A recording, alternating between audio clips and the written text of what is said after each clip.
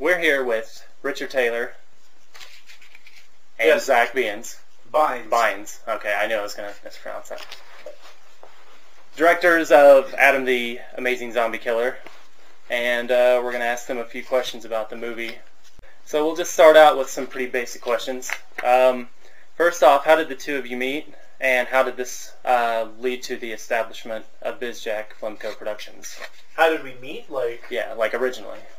We met at a bar. I think it was called the Wrangler? The Manhole Club. the Wrangler. The Denver Wrangler. And Zach had this cute handlebar mustache thing that he has. And Richard wore a cowboy hat and chaps. And we were very attracted to one another. And then when we were finished, when I wiped myself on him, we looked up and saw there was a camera. We're like, you like making movies too? Yeah. And that's how... Zach was secretly videotaping our lovemaking. And I said, yeah, I do like making movies, so we both decided to be partners in crime and movie making. And partners in life. It's a good relationship we have. That's interesting. That's a pretty good story. It's just, it was a one-night stand that turned into a lifelong... A 10-year relationship. It's good when that happens. So, you know. All right. What is the story behind Did you that want name? the bullshit answer or the real answer? Oh, well... Which one was that? Well, I guess... Well, we'll give you the bullshit one now. Okay, me and Zach met in high school. Well, actually, we met in Middle school. middle school, but we didn't really know it. We met in art class. And we just kept making fun of all the art. And we like South Park and Monty Python. And bloody movies. So then Yeah. we just, when we were in high school, we took some drama classes and some film classes, and we just made bloody, South Park, Monty Python type stories. Yeah, and we just started doing it, and people made fun of us, but that made us want to do it even more. So we kept doing it, and Look at us now, we're famous. yeah, there was a filmmaking class in high school we were going to, and so we started making our own films and stuff, and learning how to do that, and it was awesome, man, and yeah, we've been lifelong friends ever since. Well, what is the story behind the name BizJack Flemco Productions? Well, BizJack Flemco Productions is our production company.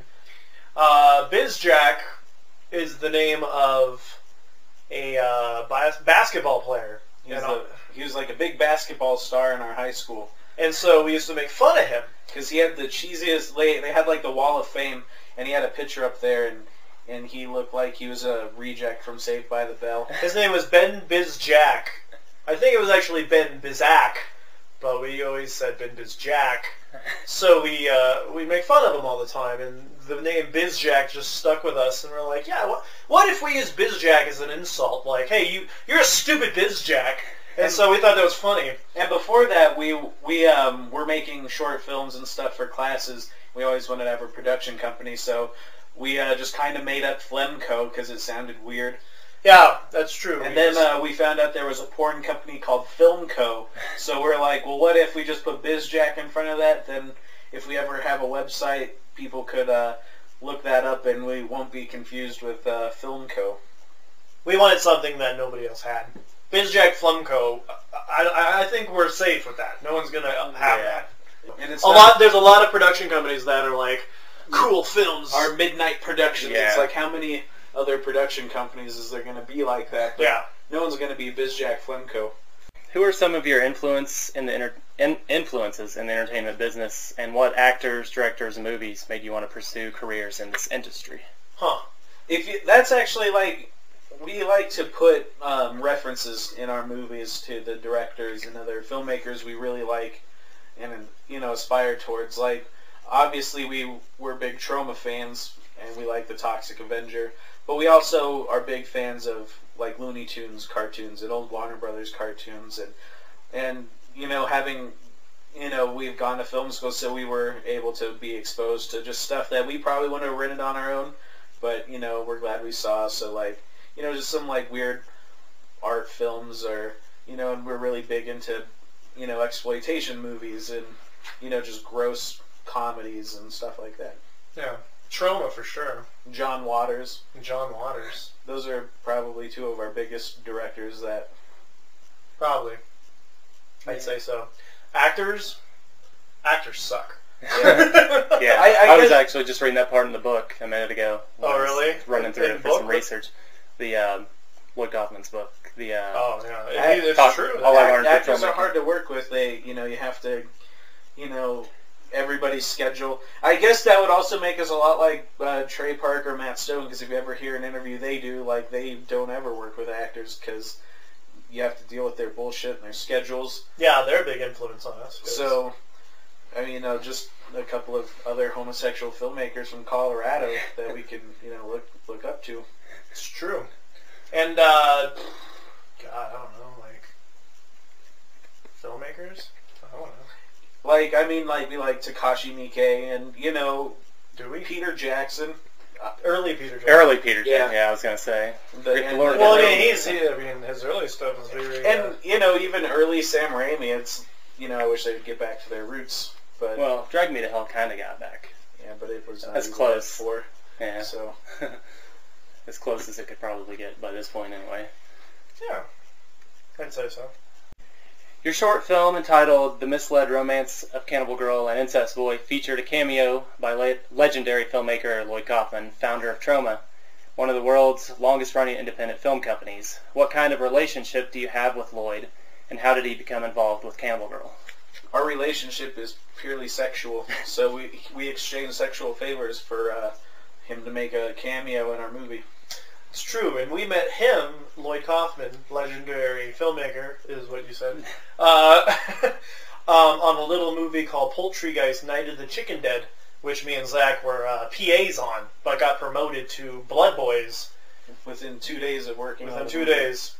One of the producers of Poultrygeist saw our film that we did for the Toxic Avenger 21st Anniversary DVD, where I played my accordion to the Toxic Avenger theme song, and we did the world famous Troma cantaloupe head squash.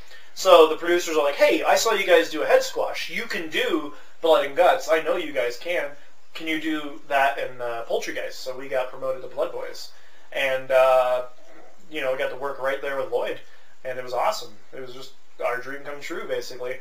And so after shooting and everything was done, we just kept calling Lloyd, and we wanted to do like Troma Paloozas, and we went out to Troma Dance, and we helped out on Troma Dance, and we just had a good relationship with Lloyd, and he liked us, and we said, "Hey, you want to be in our movie?"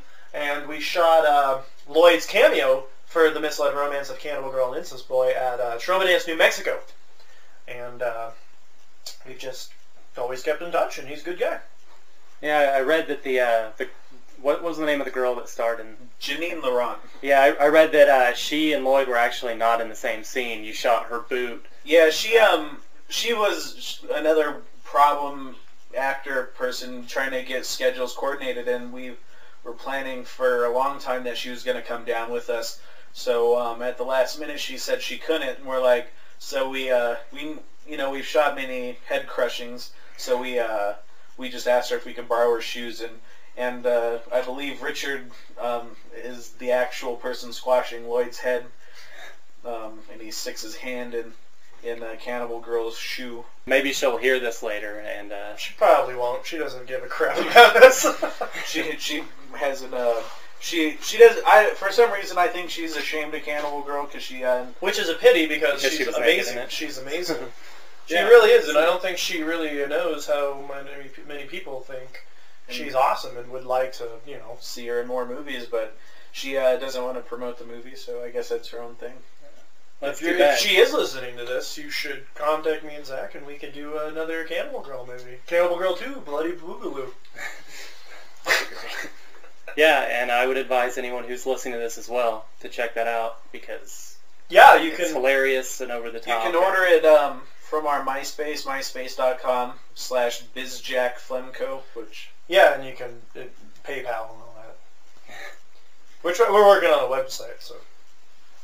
Actually, what we were just talking about segues into this next question pretty well. You were involved in Troma's latest masterpiece, which was entitled Poultrygeist, Night of the Living Dead. Night of the Chicken Dead. Night of the Chicken Dead, I'm sorry.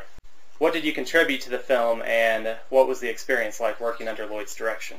Poultrygeist was pretty weird because they got an abandoned church for 70 people to live in. So there was no such thing as privacy. There was one bathroom for all those people. And so you'd shower once every week. And because me and Richard were doing all the blood, we would be caked in blood and sleep on top of our sleeping bag just to not get blood everywhere. And actually we ended up getting small acting roles in the movie. I play a counter girl with Arby, and Richard, you can actually even see in the preview, he's just a shocked customer at the chicken bunker. Yeah. Yeah, Poultrygeist was hard to make. It was no sleep, just... Yeah, the days would start around 7 in the morning, and then they would get done at 3 in the morning. You'd go back home, go to sleep for a little bit, wake up, start the whole thing over again. Did you choose to sleep over showering? It was just that kind of way. And it just, after a while, living in an ant farm was really starting to get to me anyway, personally. I think I went a little crazy. And it was hard. I mean, it's a different world. I mean, you just step into this trauma world, and it's like this, now, work. Days seem like weeks. Like, I mean, the movie only took 3 months to shoot, but it definitely felt a lot longer. Yeah. On set, just because the lack of sleep, and the producers were threatening to fire people all the time. So if they didn't see you being productive, they would send people home. And they sent a lot of people home. It's like, if you didn't want to be there, they'd send you home. And the only way to prove that you really wanted to be there was to keep working and really show that you wanted to be there. And me and Zach definitely wanted to be there. And so we definitely didn't sleep too much.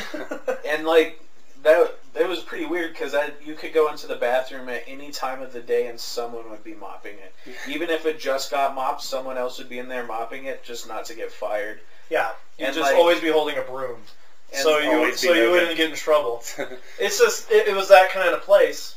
And like outside of there, like you spend your own money to get plane tickets to volunteer to work for them, but when you're there, they're like, well, we'll fire you, and, how do you fire volunteers? But, they had the lack of sleep and the threats going on, so it was definitely a different experience that you can only get working on a trauma movie. And working with Lloyd was different from what we have with Lloyd now, because we know Lloyd just personally, kind of.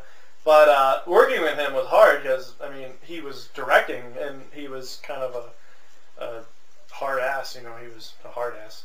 But at least at the end of the day, he always came by and told you you did a good job. But yeah, every shoot, after the shoot, he'd be like, oh, you did a great job. Like, he'd just be yelling at us, like, fucking do your job right, you cocksucker motherfucker. And, after shoot, he'd just be like, oh, you did a great job. Like, none of that ever happened. Like, one time on Poultrygeist, we were putting poop around the bathroom for the infamous diarrhea scene. Yeah. And then, like, Lloyd started yelling at us because the turds weren't big enough. So he was like, didn't you guys go to Columbine? Didn't you learn anything? You should know how to make big turds. I remember that. That was funny. Well, I'm sure the experience was worth it once you saw the finished project. It was worth it every day we were working on it, because, like, it was a movie that everybody on set believed in. I mean, there's a few people who didn't on set, but I would say most of the people really liked what they were doing and really believed in the project. So like, every day was rewarding, even though, like, we wouldn't always see the footage, but we knew what we were doing was pretty awesome. And yeah, we hope to work on another trauma movie. Toxic Avenger 5, I hear, is right around the corner. Yeah, that would be awesome.